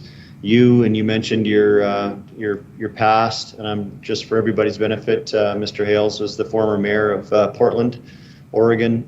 So having that municipal context has been good. And then obviously Mr. Calthorpe's deep resources in the regional planning. So it's been, I think, a really, multifaceted approach to a problem that is complex, but not always unique, right, to our region. So I've appreciated that. Thank you. Councillor Flowers, you have another question? Yes, I was just thinking about social infrastructure and wondered if it came on the table. We talked a lot about recreation, but I've seen a lot of times where you can go to certain things in Calgary because the funding covers it, and other times where you can't, rural people can't access the programs. So I just wondered if that has come up in what was talked about. Thank you. Only only to a limited extent, and that is because the big lift here of coming up with a regional land use plan and servicing plan is a big lift. And there was no mandate from the province to look at social services or other areas beyond the original purview of the plan. Again, I wouldn't be surprised if over time something like arts facilities or other regional assets could come to the regional table and be addressed by regional effort. That I think is part of the prospect that you could see here from working together on the basic stuff of where's the growth, where are the highways, how big are they, how do we get that transit system financed and built. I think the other municipal and social services could eventually benefit from that same kind of regionalism, and hopefully this sets the table for that. Thank you. Hopefully libraries and seniors housings will be higher on the list too. Yeah, I mean, as an example, in my own region, our regional effort had only a regulatory role with respect to housing at the outset. That is, these questions of allocation and density were addressed in the Portland Metropolitan Regional Plan. But more recently, the region has worked together to actually create funding for affordable housing regionally. That took a couple of decades to get us to that point, but we did get there, and now a shared understanding that housing and homelessness, which is a critical problem here, should be addressed at least in part by regional collaboration. Thank you. Jonathan, you wish to weigh in on that? Yeah, I was just going to say, not to be land use centric, but I think one of the things we're trying to do here is create better communities overall, and create communities that can hopefully, through land use planning, address some social needs that if we feel more connected in our communities because they're more complete, then we hope that perhaps that also addresses, obviously not to the extent that social services does, but addresses some of those social aspects of our communities. So I don't think we should diminish the role that land use planning can play in the social life that we have. I think we've historically sometimes disconnected the two, and I think having Peter and Charlie on the team here to bring experiences from elsewhere, I think it really draws that in. So thanks. Yeah, thank you for that. And Councillor Flowers, it's a good point. And as Mr. Hales has pointed out, that wasn't part of the regulation, and we're being, as Mr. Derricott has said, we're running out of runway on this to actually get to the regulation requirements. But keep that thought, and we will push for those types of initiatives as the plan continues to grow in the future. It's a great point. Are there any other questions or comments about where we're at with the CMRB growth plan and servicing plan so far? I think we kind of got through the meat of them when we stopped for the break there, and we talked about most of what we're dealing with.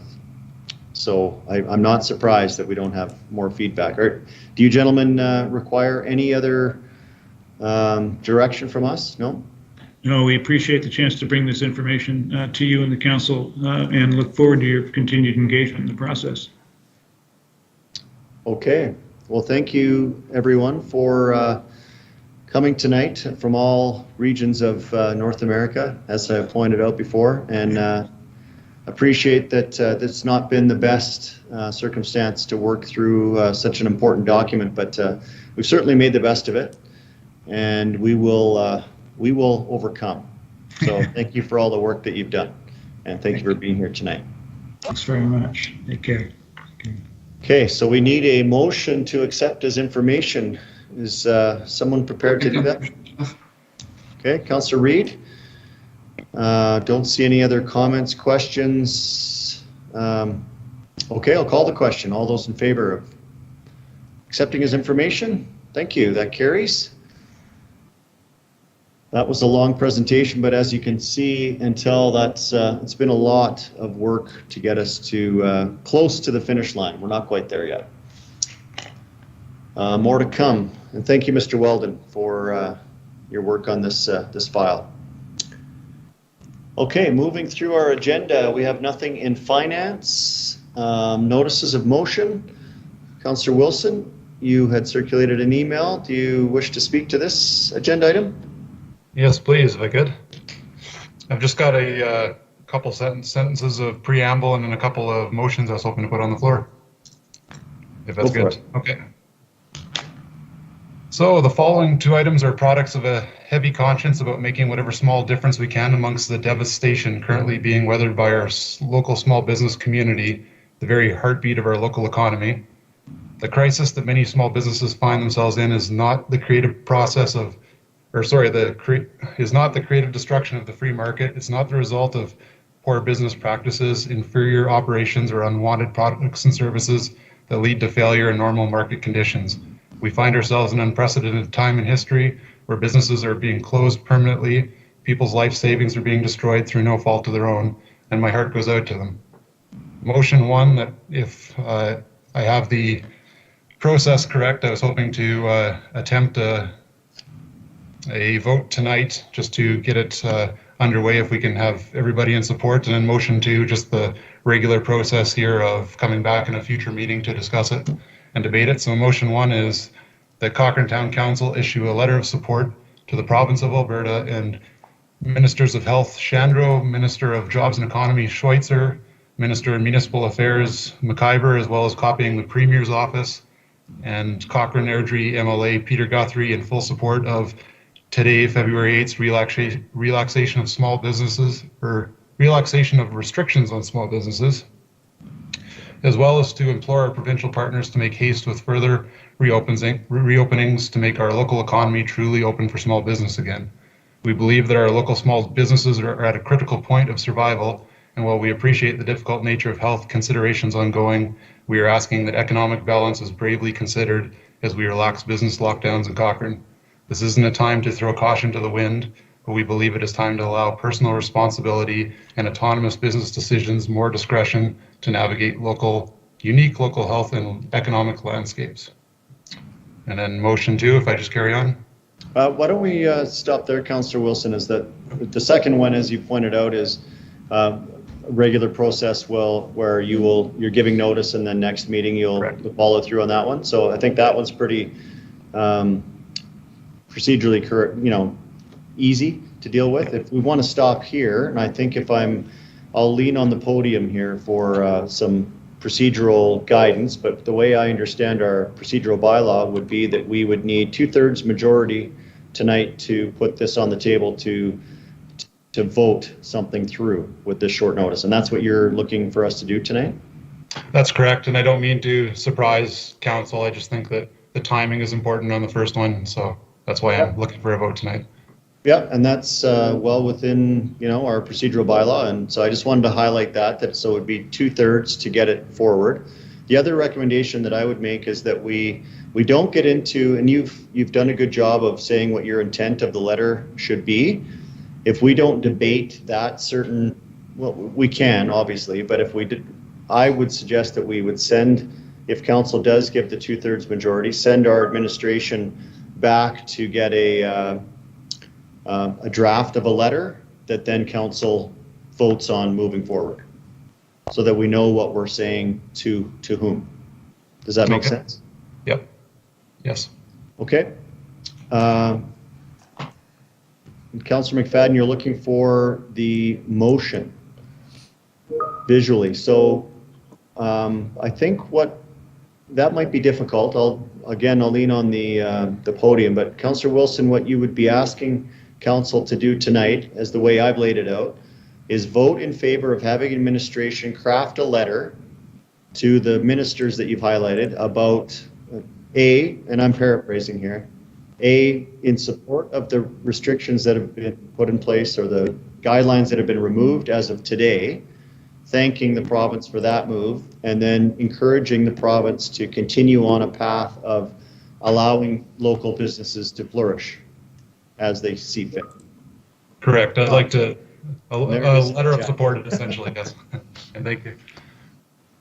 And then and that's why I said if we don't get into crafting the letter in the verbiage tonight and have administration take away what your intent would be, and then council can then debate that very letter at the next meeting.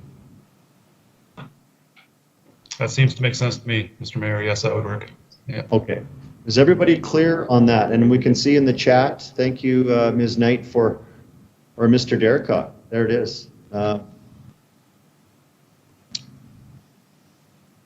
Okay.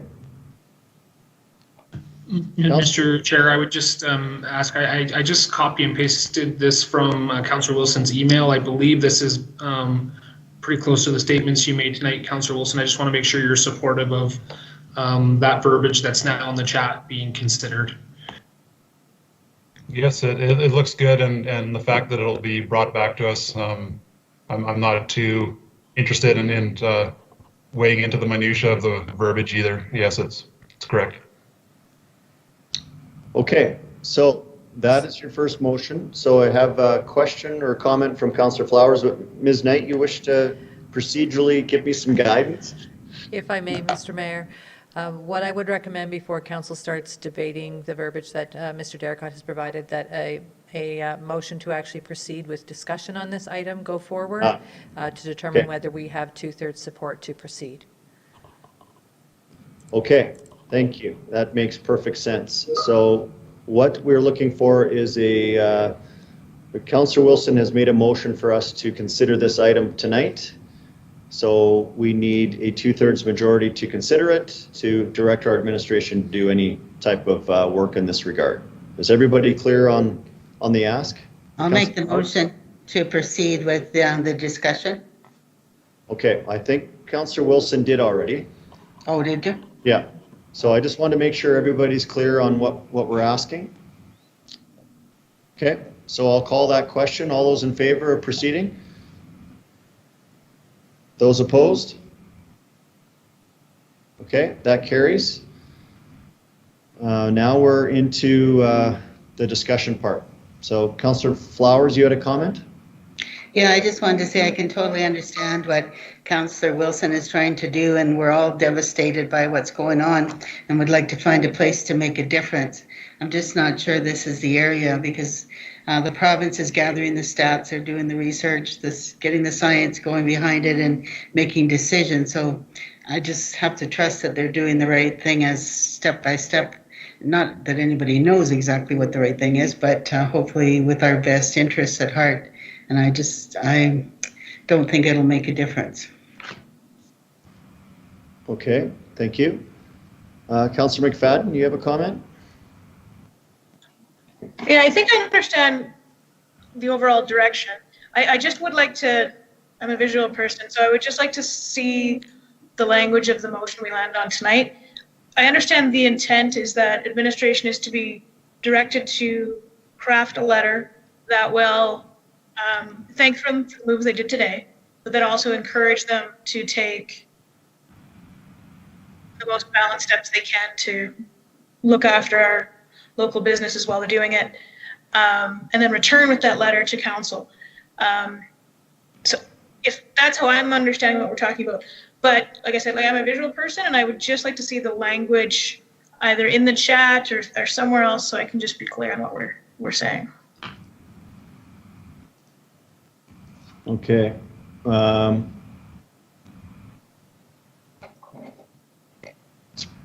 Councillor Wilson, is that clear to your motion, what Mr. Derricott put in the chat? Can you see that, Councillor McFadden?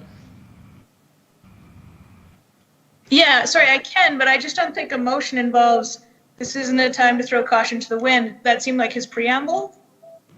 No, right? But the first part, the Cochrane Town Council issue a letter of support to the province. That I see, in full support of the relaxation, that's fine, as well as to implore our provincial partners to make haste with reopening. That's fine. It's not quite it's a mix of a motion and an argument, right? So the motion should be a little bit clearer, in my opinion. I think I support where Councillor Wilson's going. I just need to see it. Mr. Derricott? Thank you, Mr. Mayor. I think it's very clear here that any motion coming out of this would be to produce a letter which would not go forward without council at least having a chance to see it. As is sometimes the case, that letter could be circulated for review prior to being forwarded on to its intended recipients. Should there be need for further conversation, it could be brought back at the next meeting for additional conversation. I think, and Councillor Wilson, please correct me if I'm wrong, at this point, I think you're just interested in this process moving forward as quickly as is reasonable, with the general intent as you shared with us both in your email and in your comments this evening.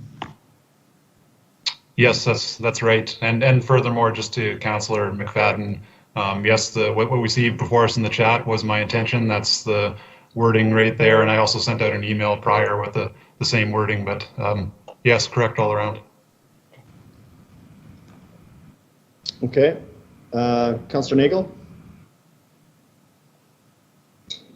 Yeah, I just want to voice my support for everything Councillor Wilson's brought forward here this evening. Thank you very much for bringing it forward. I guess my understanding at this point is we are not going to be really debating what the letter would say, so I will just comment on the importance of the letter. I do think it is important. I know what Councillor Flowers is saying, that we may just feel like we're just a noise in the wind, but I really do think these letters can make a difference. One example I'll point to is the recent opposition to the coal mining that was proposed in Alberta. That's something that the province was trying to go ahead with to try and get some economic development going. And it is actually an area that I felt a number of municipalities spoke up about. Somebody from Edson, actually, believe it or not, Mr. Derricott, sent me a Facebook message and asked me to sign some petition that they're running from the town council of Edson. And I do think that all that pressure coming from municipalities and other cities really does make a difference. And I think right now the province is having a hard time really trying to gauge what it is the public wants to do. So I'm very much in favor of us getting a letter together and looking forward to us coming up with something that's good and moderate and agreeable to everybody in council. Thanks, Ken. Okay, thank you for that, Councillor Nagel. Councillor Federico? I'm also in support of the letter. I think that, like Mr. Derricott said, it's very important just that we can see what is going out before it gets obviously shipped off to our ministers. But with that being said, I have no problem with supporting the motion as it is. Okay, thank you for that. There's a simplified version that Ms. Knight's put in the chat if we want to contemplate that. Councillor Reid, over to you. Yeah, I appreciate the being recognized in the chat. A couple things. One is I think that I really like where Councillor Wilson's going with this. I think if you look at other jurisdictions in Canada, you can see that there's a more regional approach taken to their restrictions, and I think that in recognition of our own community and where we're at, this is a right step forward. And I'm glad that we're not wordsmithing this on council. I think that we've seen the follies of that in the past, and so I'm glad that we are not going to do that, but rather look at a simple motion to come back to council for review. So thanks to Councillor Wilson for bringing this forward.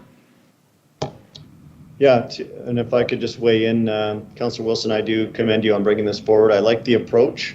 From my perspective, again, and not to get into wordsmithing, but I like that we're, well, I guess as elected officials, the amount of mail that we get that is positive in nature is far outweighed by the negative. So I appreciate the approach of thanking the province for the moves that they've made. So I would look for something in the letter to, really a balanced approach to our letter by saying, thank you for what you've done. And similar to what Councillor Flowers is saying, they have the information, they have been making the decisions. But at this time, we think that we need to put an emphasis on some of our economy. So I think it's a balanced approach, and I appreciate that. So I'll support your motion tonight as well. So I'm not sure if that chat, I'm pointing to the chat here, if that is exactly what you wish to make, Councillor Wilson, or if you would like to go with your motion from earlier that Mr. Derricott put in the chat. I see you have your hand up, so I'll go back to you to close the debate. Okay, thank you. Thanks very much. I'm not interested in debating the verbiage precisely. It's, as we were just talking about, it's a letter of support essentially. And what we see in the chat right now from the podium looks fine to me. That's fine to proceed that way. Okay. Thank you. Does anyone else have anything further to add before we move on? No? Okay. And to be clear, we're looking to the chat that council is going to ask administration to produce a letter, which we all know the intent and content of pretty much so far. Okay. I'll call the question. All those in favor? And that carries. Thank you, Councillor Wilson, for that. And then you had a notice, a second notice? Yeah, thank you. Just a more along the normal process now. Motion 2, that the town of Cochrane refund the cost of resident business licenses for 2021 for any small business that can demonstrate significantly reduced income due to COVID restrictions placed upon their business. This would include small business license holders that had to close operations for a time in 2020 or 2021, or those that can demonstrate a significant loss of gross revenues as a direct result of COVID-19 government restrictions. Ideally, administration can report back on scenarios of how this can most efficiently be accomplished. Perhaps a rebate credit towards future utilities or municipal tax owed could most effectively act as a simplified rebate apparatus. Perhaps a simple submission form could be included to our municipal website and submissions evaluated by our Economic Recovery Task Force. It's a little bit vague, and I wanted to leave it as that because I wanted to let it just be something we could open up conversation with at a next meeting, hopefully the next meeting, and judge the merits and the deficits of it and how it could best be administered if we think it's a good idea. And then just to close out, I'd like to just state that these are both admittedly small contributions in the grand scheme, but I would suggest they're worthy considerations as we stand with Cochrane's suffering small business community, and just know that we're doing whatever little we can with the small amount of control we really have. So thank you for listening. Okay, thank you, Councillor Wilson. And so your intent with this one, different than the first one, is just to, that's a notice, and then you'll bring it back and make an official motion at the next meeting. Correct. Yeah. Okay, so with that said, we don't really need any debate other than, and we can ask those questions. I'm just looking at my two colleagues, Councillor Reid, Councillor Fedeko, about the procedural correctness of your question or comments. Councillor Reid? Just a question on, are you allowed to ask questions on these notice of motion, or does it have to wait till later? Procedurally, we should be discussing this at the next meeting when this is actually coming forward. This is simply Councillor Wilson's notice that he will be bringing this forward for discussion. Okay, I'll wait till then. Thank you. Okay. Thank you, podium, Ms. Knight, for that clarification. And Councillor Fedeko, yours was of a similar fashion? Okay. All right, so notice given. Thank you, Councillor Wilson. Are there any other notices of motion or motions on notice or whatever we want to call them? And I'm looking at Mr. Derricott smile. We had a conversation this afternoon about our procedure and how we navigate notices of motions. They just feel clunky.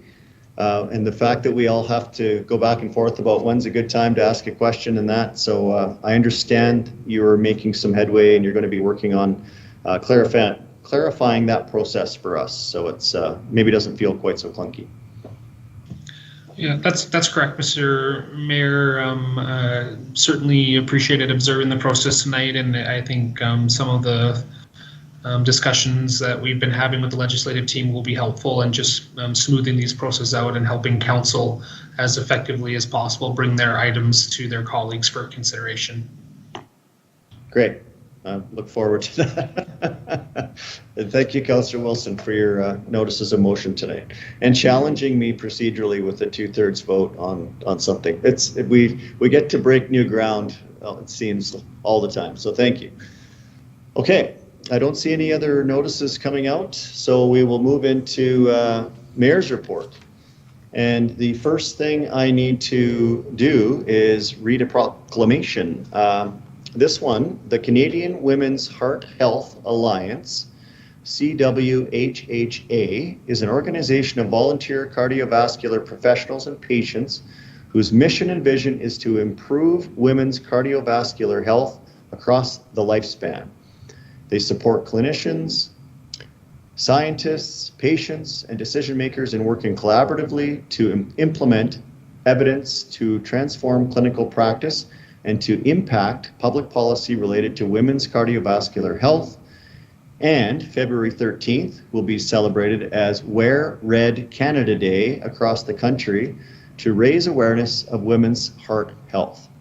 We applaud and commend the many individuals involved with Wear Red Canada, the members of the CWHHA, and all healthcare providers here in Cochrane and across Canada for their dedication and commitment to the cardiovascular health of Canadian women, and wish them continued success in their work. Therefore, I proclaim February 13th, 2021 as Wear Red Canada Day in Cochrane. And thank you for the help with that proclamation, Ms. Knight and the legislative team. That was a mouthful. All right, with that, I'll move into official mayor's report. Thank you, Councillor Reid, for starting the 2-minute timer. I'll try to be brief. Tomorrow morning, 7:30 a.m., I have giving a business talk to the the Cochrane Business Network. So tune in on Zoom if you'd like to listen to me talk longer than 2 minutes. Tomorrow I am on the Danielle Smith Show with Mayor Brown from Airdrie. There was a thank you, Councillor Wilson, for sending me that link to the radio program from last week where Danielle Smith had, believe it was Mr. McAllister on talking about maybe the negative side of the CMRB and the growth plan as it is affecting the rurals from their perspective anyways, or that perspective. So Mayor Brown and I took it upon ourselves to contact the Danielle Smith Show and maybe have our say. So that is tomorrow at, I believe, noon. I don't know when they'll air that, but anyways, that's when we're calling in. Everybody's aware of the presentation that Bike Cochrane gave last council meeting, and I'm sure everybody's been getting at least copied on the emails that I've been receiving, and I'm sure you're receiving your own individually. I met with Oleg last week just to set the record straight that council, in fact, has only received a presentation. And that presentation was received for information. And what that really means is that's the beginning of the conversation, not the end. So that was some clarifying that needed to be done with some of the individuals, not all, that I'm hearing from anyways, that don't really understand our process, and that when something comes to council as a presentation, many see that as council taking action or council having directed somebody to do something. So that is really where a lot of the haze has been created around this issue. I also met with Bike Cochrane for a couple hours as well to really navigate that this is not an us versus them or a bikes versus dogs, but really an issue that we need to put some daylight on and have a conversation about. So collaboratively, as we were just talking about how we would function in the region, these are two municipal partners or organizations that hopefully we can collaborate with as a organization with the town of Cochrane here and find some way of moving forward in this that makes everybody happy. So many conversations happening out there, but I think we're going to have some municipal communication go out to help clarify and help us with that message of exactly where we're at and what's happened or not happened to date. So just a little update on that. CMRB, quite a large update tonight. Won't go too much further into that other than it's been a continual stream of meetings and back channel discussions with our administration and the planning team about how this is going to affect our region. So hopefully today's presentation was a good update in where we're at to date, and we will be well armed, I guess, as a group that we can put our voice behind and support the growth plan, or is there something you'd like to see different in there that would really change our footprint in the region? So to be determined. Mid-sized mayors had a really long call with almost all, there was 21 communities on the call last week. Some really good stuff happening around Alberta. That earlier direction from the Economic Recovery Task Force is an example. There's other initiatives coming out of those municipalities that are really interesting. One that I thought maybe has some merit is I'm just trying to look at my notes here. It was a mobile mental health unit. It was interesting that I believe it was Wetaskiwin that's talking about that. So I'll be bringing that up at the Social Recovery Task Force next meeting. Maybe not something that we require in Cochrane, but at least have a conversation about what that might mean or look like. And the coal item, thank you, Councillor Nagel, for bringing that forward. I think I had circulated a letter. I've been getting a lot of mail in regards to pressuring or at least lobbying or advocating to the province to shift that thinking. So we did see a change today. There was an announcement by Minister Savage in regards to the coal policy and the 1976 policy that existed before that had been rescinded, and now it's, I understand it's been put back in place.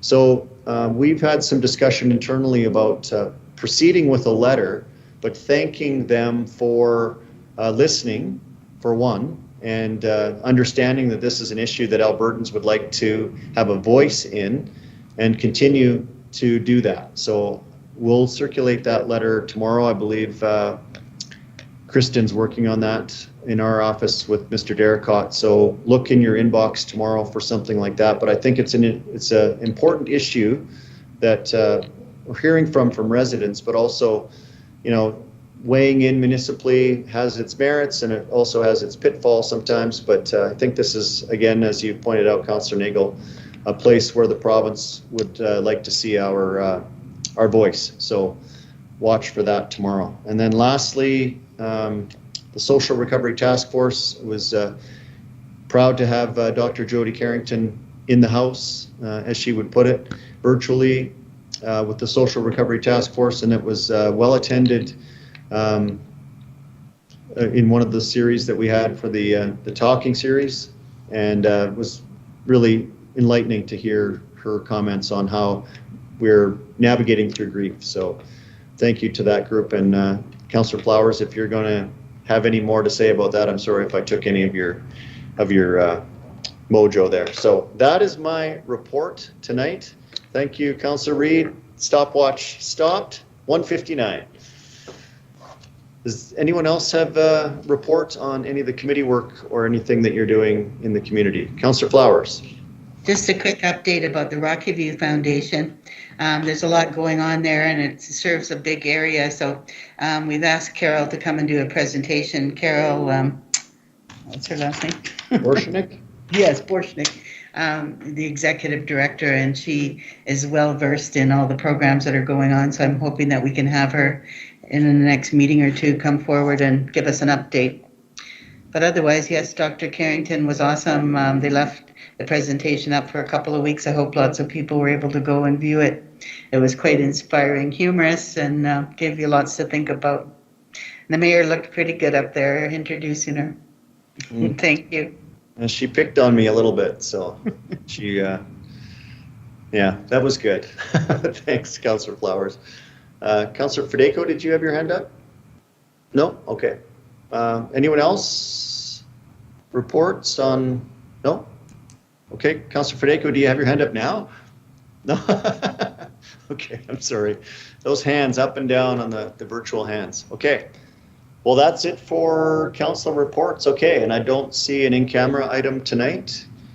Unless anybody has anything else, we are moving into our last item, which is adjournment. This meeting is terminated. Thanks, everybody.